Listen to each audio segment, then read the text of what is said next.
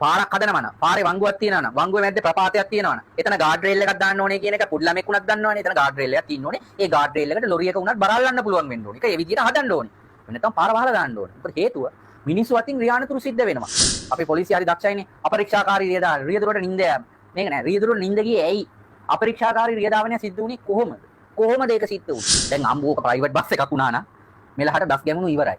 අම්මා එහෙනම් හෙට ඉඳන් අපේ ප්‍රියන්ත වීරසූරිය ඇතුළු පොලිසිය අය බහැලා ගලෝපන් සුදු යකට කෑලි ගලෝපන් අන්න කෑල්ල අමතර පාන් ඔය බස් එකක් නින්දේ යන්න පුළුවන් මිනිස්සුනේ පාරේ යන්නේ මිනිස්සු කවුරුත් රොබෝරු බස් එලවන්නේ නැහැ රයිට් අපේ රටේ අර BMW වගේ අධිතාක්ෂණික බස් රථ නැහැ මේ ගල මොකක් හරි ළඟට එනකොට මෙහෙම වලක් ළඟට එනකොට ඔටෝ බ්‍රේක් වදින එහෙම ඒවා නැහැ අපේ සේෆ්ටි මුකුත් නැහනේ එතකොට ඔය ඕකේ තියෙන්න ඕනේ සාමාන්‍ය බස් එකක් ඇවිල්ලා බෝක් ගාලා වැදුනත් මේ බස් එක ප්‍රපාතෙන් එහා පැත්තට වැටෙන්නේ නැති වෙන්න රේලින් තියෙන්න ඕනේ. ඒක මාර්ග ආරක්ෂක මාර්ග ආරක්ෂාව පිළිබඳ ජාතික සභාවේදී මාර්ග සංවර්ධන අධිකාරිය වගකීම. කවුද දැන් ගාඩ් රේලින් එක හදපු නැති එකවල් වල ඉස්සරහම ගිහලා හිලේ දාන්න ඕනේ.